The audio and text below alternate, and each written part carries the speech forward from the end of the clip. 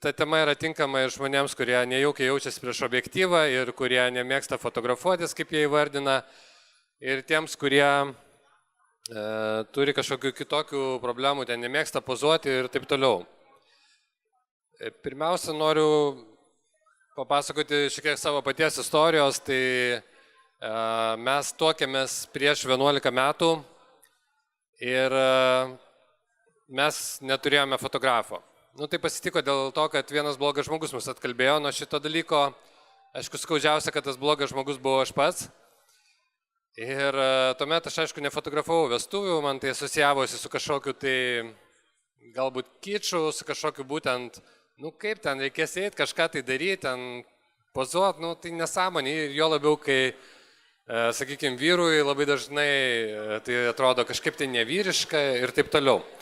Paskui atsitiko, kaip atsitiko, jau ne pirmi, ne antri, ne treti metai fotografuoju vestuves. Mano draugai juokiasi iš mane, sako, tu turbūt gal dabar dėl to ir fotografuoji vestuves. Šiaip tame tiesos yra labai daug turbūt. Tai va, pirmas mano vestuvės irgi jau buvo prieš pakankamai daug metų, aš jas labai gerai prisimenu. Man pačiam tai buvo toksai šaltas dušas. Ir labai gerai prisimenu tą porą ir tą epizodą, kai mes ten pradėjom kažką tai daryti ir jie atsisukė į mane, tokiam dideliam akim žiūri. Ir aš suprantu, kad tai yra kažkoks tai klausimas man ir aš kažką tai turėčiau jam pasakyti, galbūt kažkokių direktyvų duoti ar kažką tai. Ir iki šios dienos turbūt tos didelės išplėstos akis mane kažkuria prasme persekiojo. Galbūt netgi gerąją prasme dabar. Va, tai tada, aišku, sukausi situacijos kažkaip tai, kažką tai bandžiau daryti, kas išėjo, tas išėjo, tai buvo tas pirmas blynas. Tose didelėse akise jau yra labai daug įdomių dalykų. Suprantat, fotografas yra kaip tokia tarpinė, kuri kažkuriuo tai metu yra, bet paskui jos nėra.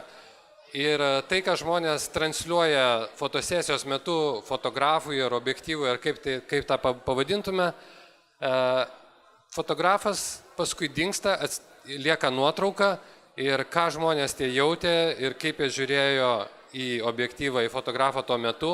Toliau jie tą savo klausimą tom dideliam akim, ar mes gerai atrodom, o mes čia teisingai darom dabar, jie šitą klausimą transliuoja toliau jau žiūrovui. Ir žiūrovas paprastai būna truputį suglumęs žiūrėdamas į tą nuotrauką. Nes tokių dalykų mes paprastai logiškai nemokam įvardinti, bet mes juos visi labai gerai jaučiam. Kodėl taip yra? Už tai, kad mūsų mimika ir mūsų kūno kalba yra labai galingas mechanizmas. Pirmas dalykas, ką mes padarome, pamatę pirmą kartą žmogų, mes nuskaitome, nuskanuojame jo kūno kalbą, jo mimiką ir iš to padarom išvadas. Tai visa tai yra susijęs su mūsų instinktais. Aišku, pagrindinis žmogaus instinktas yra jo išlikimo instinktas, jo savisaugos instinktas, tai yra pats galingiausias instinktas. Ir pirmiausia, ką mes padarome, mes, aišku, nuskanuojame ir įvertiname galimas grėsmės. Jeigu tų grėsmių nėra, paskui įsijungia ir kiti mūsų instinktai ir mes jau ten skanuojam kitus dalykus. Bet mes netgi patys to nepastebėdami visą laiką nuskaitome žmogaus kūno kalbą, jo mimiką. Pagal tyrimus, aš dabar bijau nusikalbėti, nes aš labai skaičių neprisimenu, bet esmė netiksliuose skaičiuose, o esmė yra grinai proporcijose. Bendraudami tarpusavį ir perdėkdami informaciją vienas kitam, verbalinės kalbos, kitaip tariant, tiesiog kalbos būdu, mes perteikėme tik tai apie 7% informacijos. Visa kita yra mūsų kūno kalba, mūsų balso tembras ir visi kiti dalykai. Dėl to fotografija turi labai didelį arsenalą įvairių įrankių perteikti nuotaiką, emocijas ir visus kitus dalykus. Tarp kitko, čia nuotraukas irgi rinkau iš tų žmonių, kurie dažniausiai, bent jau iš poros vienas iš jų įvardino tas problemas, kurias aš minėjau pradžioje.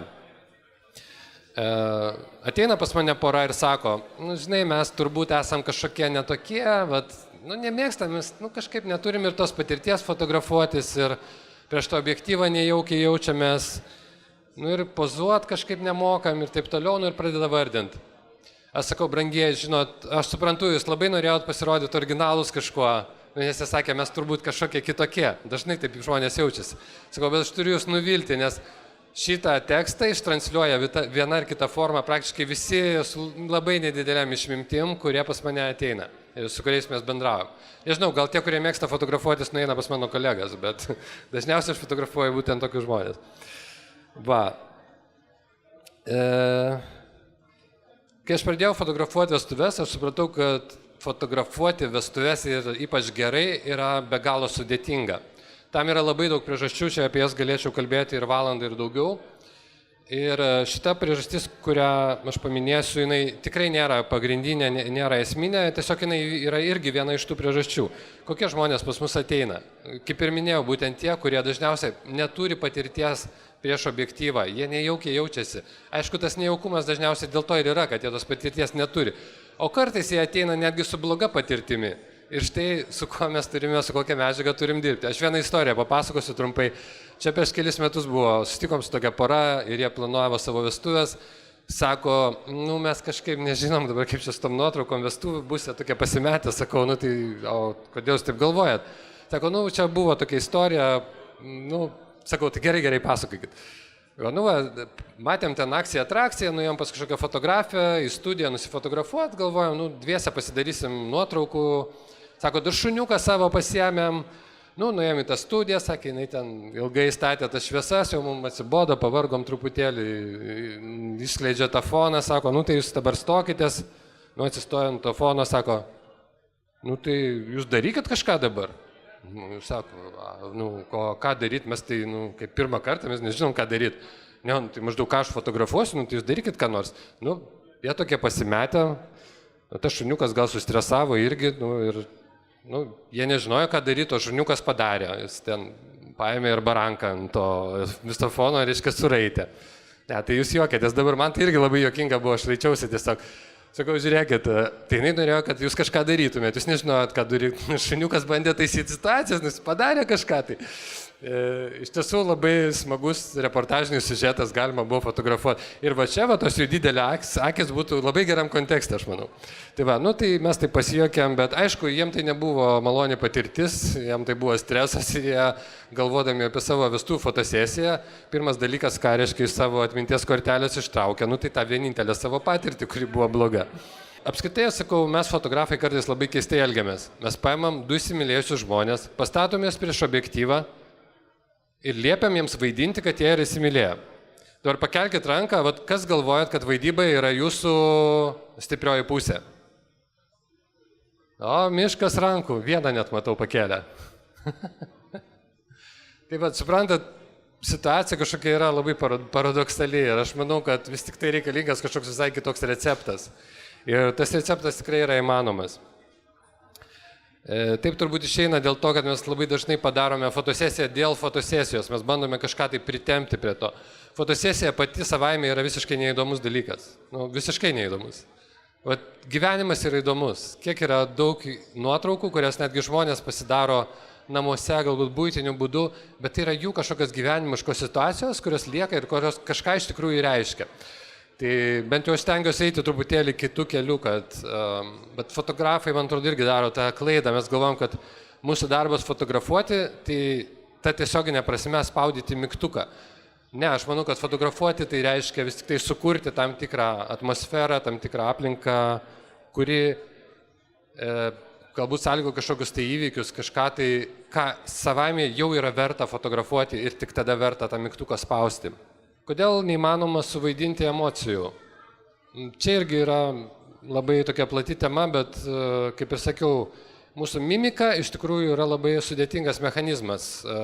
Irgi skaičių neprisimenu, bet kiek pamenu dar mūsų veido raumenynas, visas, kuris valdo mūsų mimiką, yra virš 40 skirtingų raumenų.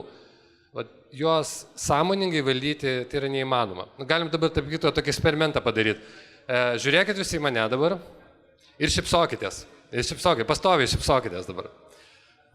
Šypsotės. O dabar paimkite ir greitai į savo kaimyną, besišypsodami pažiūrėkite. Jo, aš žinau, dabar toks buvo truputėlį chaosėlis, gal kažkas į pakaušį kažkam pasižiūrėjo ar panašiai. Jūs gana skirtingai sureagavote į tą užduotį. Kai kuriem iš karto buvo juokinga. Kai kurie jautėsi kvailai ir tai labai matėsi. Nes prašymas kvailas pats savaime buvo, aš suprantu. Ir kada jūs atsisukote vienas į kitą ir pamatėte tas šypsenas, labai buvo irgi tokių epizodų, kuomet jūsų šypsena pasikeitė labai radikaliai. Ji pasidarė nuoširdį, nes jums natūraliai pasidarė juokinga, nes jūs pamatėt savo kaimynę ten savo veidrodį, kitaip tariant. Ir jeigu būtų padarytos nuotraukos, kai jūs šypsojotės tik dėl to, kad reikia ir aš liepiau, ir kai atsirado ta natūrali emocija, tai skiriasi labai radikaliai. Nors ir ten yra šypsena, jūs sėdėjote toje pačioje vietoje, atrodytų viskas yra tas pats. Tai va, aš manau, dėl ko kartais iš tų vestuvinių nuotraukų pasidaro kičas, dėl to, kad va, to vieno niuanso kartais pritrūksta. Mes kopijuojam gal kažkokį paviršių, kažkokius darbus, kuriuos matėm ir jie yra mums gražus, bet va to esminio epizodo, kad vis tik tai nuotrauka lemia emociją, mes šitą praleidžiam. Vestuvių fotosesijos turbūt man asmeniškai sėkmė, tai yra sugeneruoti geras emocijas. Leisite tiem žmonėm būti, va tokie, va tokie. Čia irgi jie nefotogeniški, nemoka pozuoti, nieko jie nemoka, viskas blogai su jais, tai čia jie patys taip pasakojo. Bet ta atmosfera, jinai pagimdo vis tik tai visai kitokį rezultatą.